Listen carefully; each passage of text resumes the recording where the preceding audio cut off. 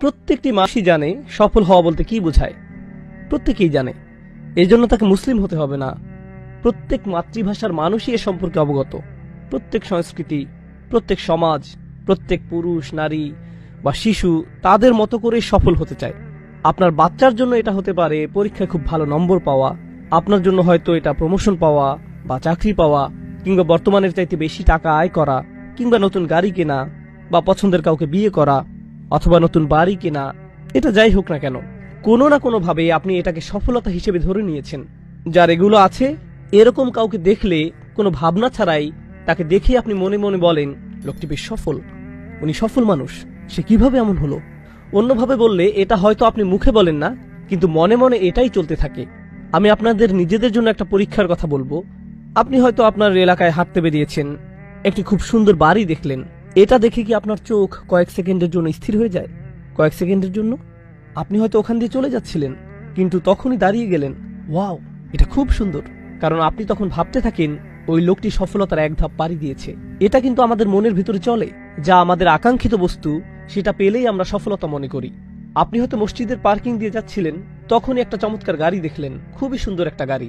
আপনার চোখ কি কিছু সময়ের জন্য স্থির হয়ে যায় এবং এটার ডিজাইন খুব খুঁটিয়ে একটু দেখেন, নেভিগেশনটা দেখে, ওয়াও, এটা খুবই সুন্দর। আপনার চোখ এতে চলে যায়। আপনি মনে মনে ভাবেন, এটাই সফলতা। ধার্মিক হিসেবে আপনি হয়তো বলবেন, না, জান্নাত পাওয়াই হলো সফলতা। আমরা জানি দুনিয়া কোনো সফলতা না। এমন কিছু দেখে আপনি কি বলেন, আমি সেটা বলছি না। আমি বলছি এগুলো দেখে আপনি কি ভাবেন তা নিয়ে। আসলে আমাদের বাচ্চারা এদিক থেকে আমাদের চেয়ে অনেক সৎ। আমি বাচ্চাদের উপর এই পরীক্ষাটা করেছি, আর আমাদের সবার জন্যই প্রযোজ্য এগুলো। আমি আমার বাচ্চাদের সাথে রাস্তা দিয়ে হাঁটছিলাম, আমরা রাস্তায় একজন ভিখারিকে দেখলাম। সে রাস্তার পাশে একটা বক্সের ভেতরে থাকে, আর তার পাশেই একটা বাড়ির দরজা আছে, আর সেই দরজায় একজন মানুষ দাঁড়ানো ছিল। ওই যে ওই বাড়িতে থাকে, খুবই ধনী মানুষ। এদের কাকে আপনার সফল মনে হয়? বাচ্চারা কি বলেছিল জানেন?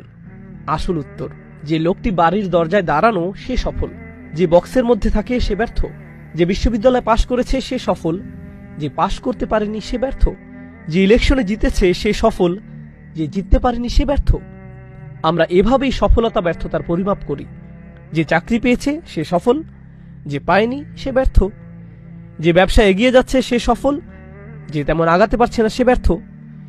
এভাবেই আমরা সফলতা ব্যর্থতা পরিমাপ করি। এভাবে ভাবাটা খুবই স্বাভাবিক, কিন্তু আমরা এই সূরায় খুবই ভিন্ন কিছু জানতে পারছি। আমরা দেখতে পাচ্ছি এসবের কোনো কিছুই সফলতা কিংবা ব্যর্থতার মাপকাঠি নয়। অনেক ধন সম্পদের মালিক হওয়া, যা আপনি এখনো পাননি, এমন কিছু পাওয়া, এগুলো পাওয়া আপনাকে সফল বানায় না, আর এগুলো না পাওয়াও আপনাকে ব্যর্থ বানায় না। এগুলোর সাথে সফলতা বা ব্যর্থতার কোনো সম্পর্ক নেই। আচ্ছা, আসুন অতীত থেকে কিছু উদাহরণ দেই। আমি জানি না এখনো এগুলো আছে কিনা। আমি একবার এক বন্ধুর বাসায় দেখেছিলাম, এগুলোকে বলা হতো সেলিব্রিটি ক্রিপ। জানি না আপনারা দেখেছেন কিনা। বিখ্যাত মানুষদের বাড়িতে এর আয়োজন করা হয়, তাদের বাড়ি দেখানো হতো, হয়তো সেটা কোটি টাকার বাড়ি। মুসা আলাইহিসসালামের সময়ে প্রাচীন মিশরে এরকম সেলিব্রিটি ক্রিপ কার ছিল? ফেরাউন। তার বাড়ি কয়েক মাইল দূর থেকেও দেখা যেত। সেটা এত সুন্দর ছিল যে এখনো সে স্থাপত্য শৈলী আমাদের নজর কাড়ে। এর ভিত্তি খুবই মজবুত, এটা ইতিহাসের স্মৃতিস্তম্ভ। এটা ছিল তার ক্রিব। কিন্তু এরপরেও সে কি সফল? সে হলো ব্যর্থতার সেরা উদাহরণ। কেউ যদি অনেক টাকা জমাতে পারে, আমরা বলি সে খুব উন্নতি করেছে, তার কোনো ঋণ নেই, সে সফল মানুষ। সে হয়তো অবসরের জন্য খুব ভালো পরিকল্পনা করেছে। কোরআনে কারুনের কথা এসেছে, তার চাইতে বড় সম্পদশালী কি আর কেউ ছিল? তার মজুদের ঘরের চাবি রাখার জন্য আলাদা লোক ছিল। ধন সম্পদ এত বেশি ছিল যে ধন সম্পদ তো পরের কথা, সেটা মজুদের ঘরের চাবি রাখার জন্য কয়েকজন লোক থাকত, সেটার তালা খোলার জন্য। সুবহানাল্লাহ। আরেকটি ব্যর্থতার বড় উদাহরণ। অপরদিকে দেখুন, কেউ যদি তার দেশ থেকে বহিষ্কৃত হয়, আমরা তাকে ব্যর্থ বলে ধরে নেই। এটা খুবই লজ্জাজনক ও অপমানজনক, তাই না? রাসূলুল্লাহ সাল্লাল্লাহু আলাইহি সাল্লাম কি তার নিজ ভূমি মক্কা থেকে বিতাড়িত হয়েছিলেন? হ্যাঁ, হয়েছিলেন। হয়তো আপনার বাড়ির আশেপাশেই কোনো গাছের গুড়ি আছে, কারো যদি থাকার জায়গা না থাকে, আর সে যদি গাছের গুড়িতে থাকে, আপনি তাকে ব্যর্থ বলবেন। এটা খুবই দুঃখজনক। রাসূলুল্লাহ সাল্লাল্লাহু আলাইহি সাল্লাম গুহায় থাকতে বাধ্য হয়েছিলেন। কোনো প্লেট নেই, কোনো খাবার নেই, লতাপাতা খেয়ে। ইতিহাসের সেরা সফলতার উদাহরণ ছিল এটা। এখনকার সময় এরকম কাউকে দেখলে আপনি কখনোই সফলতা মনে করবেন না। এটা আপনার মাথায় আসবে না। কেউ যদি বাড়ি থেকে বহিষ্কৃত হয়, সে তখন রাস্তায় থাকে, এটা পরিষ্কার ব্যর্থতা। ইব্রাহিম আলাইহিস সালাম কি তার বাড়ি থেকে বিতাড়িত হয়েছিলেন? হ্যাঁ, হয়েছিলেন। এরপরেও মানব সভ্যতার ইতিহাসের সেরা সফলতার উদাহরণ এটা। আমরা এসব উদাহরণগুলো থেকে কি শিখছি? সেটা হলো সফলতা ব্যর্থতা নিয়ে আমরা যেভাবে ভাবি সেটা আল্লাহ যেভাবে আমাদেরকে ভাবাতে চান তার অনুরূপ নয়, এটা পুরোপুরি ভিন্ন। আর তারপর যখন আমরা আমাদের চিন্তাগুলোকে পুনরায় সাজাতে থাকি, আমরা দেখতে পাই আমাদের সমাজ খুবই সংকটে রয়েছে। আর এই সব কিছুই এই সূরার শিক্ষা। আজকের সমাজে, আজকের বিশ্বে কিছু বিষয়কে সফলতা হিসেবে ধরা হয়, আর আপনাকে একের পর এক বলা হয় এগুলোই হলো সফলতা। অন্যভাবে বললে, সফলতার ভুল সংজ্ঞা আপনার দিকে প্রতিনিয়ত তীরের মতো ছোড়া হচ্ছে। আপনি কিছুই করতে পারবেন না। আপনি হয়তো আপনার কম্পিউটার অন করেছেন, সেখানে আপনি দেখবেন অ্যাডে দেখাবে আপনার কোন ধরনের গাড়ি কেনা উচিত, আপনার কেমন হওয়া উচিত, আর আপনার সার্চ করা বিষয়গুলোর উপর দোকানগুলো নির্দিষ্ট পরিমাণ ছাড় দিবে। বিলবোর্ডে দেখবেন আপনার বাড়িটা কেমন হওয়া উচিত। যতভাবে অ্যাডভার্টাইজ করা যায় তার সবটাই আপনার উপর প্রয়োগ করা হচ্ছে। এমনকি আমাদের বাবা মা ও মুরব্বীদের মধ্যেও, আমাদের তরুণদের মধ্যেও আপনার কোন কলেজে যাওয়া উচিত, আপনার কেমন চাকরি করা উচিত, কোথায় আপনার বাড়ি কেনা উচিত, অনবরত আমাদের বলা হচ্ছে সফলতা এটা, সফলতা এটা, সফলতা এটা, একের পর এক প্রতিনিয়ত। আর জানেন তো, যখন আপনাকে কোনো কিছু বারংবার বলা হয়, যদিও সেটা ভুলও হয়ে থাকে, তখন কি ঘটে? আপনার মনে হতে থাকে সেটা ঠিক, সেটার প্রভাব আপনার উপর পড়ে।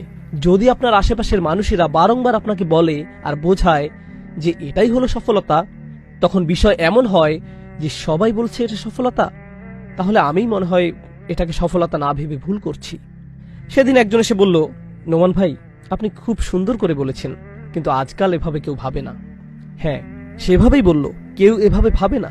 সত্যি এমনটাই হয়ে থাকে। যেহেতু কেউ এভাবে ভাবে না, তাই আমরা ধরে নিয়েছি এটা চলবে না। এটা যদি সত্যি হতো তাহলে সবাই এভাবে ভাবতো। কিন্তু আমরা এটাও জানতে পারছি সত্য কখনো মিষ্টি হয় না, সত্য হলো তিক্ত। আমি এখনো কোনো কাজের কথা বলিনি, আমি শুধু মনোভাব পরিবর্তনের কথা বলেছি। এই দুনিয়াবী জীবনের প্রতি আমাদের মনোভাবের কথা, শুধু এটা নিয়েই কথা বলেছি, মনোভাবের পরিবর্তন। এই দুনিয়ার সাথে সফলতার কোনো সম্পর্ক নেই। এখানে একটু বলে রাখি, সন্দেহ দূর করার জন্য, আমি বলছি না যে এই দুনিয়াটা খারাপ জায়গা, কারণ আল্লাহ বলছেন খলাকালাকুম মা ফিল আরদি জামিআ, জমিনে যা কিছু আছে সবকিছু তিনি তোমাদের জন্য সৃষ্টি করেছেন, এই সবই আমাদের জন্য। তাহলে আমরা কিভাবে এই দুইয়ের মধ্যে সামঞ্জস্য করব? আমরা জেনেছি যে ধনী হওয়া কোনো খারাপ কিছু নয়, সুন্দর একটি গাড়ি থাকা খারাপ কিছু নয়, সুন্দর জামা কাপড় থাকা খারাপ নয়। কিন্তু আপনি যদি মনে করেন সেটা হলো সফলতা, তাহলে আপনি ভুল করছেন। দুনিয়ার নানা কিছু আপনার থাকলে কোনো সমস্যা নেই, দুনিয়াকে ভালোবাসা হলো সমস্যা। যার দুনিয়া আছে এমন কারো বিরুদ্ধে আল্লাহ তাআলা কিছু বলেননি, তিনি তাদের বিরুদ্ধে কথা বলেছেন যারা এই দুনিয়ার প্রতি প্রভাবিত হয়েছে। ওয়া আসারাল হায়াতাদ দুনিয়া, সে দুনিয়ার জীবনকে প্রাধান্য দেয়। ক্ষতিগ্রস্ত না হয়েও আপনার অনেক ধন সম্পদ থাকতে পারে, আপনি সেটা পারবেন। আবার আপনি অনেক গরিব হয়েও দুনিয়ার প্রতি আসক্ত হতে পারেন, এতে আপনি ক্ষতিগ্রস্ত হবেন, ক্ষতির মধ্যে পড়বেন।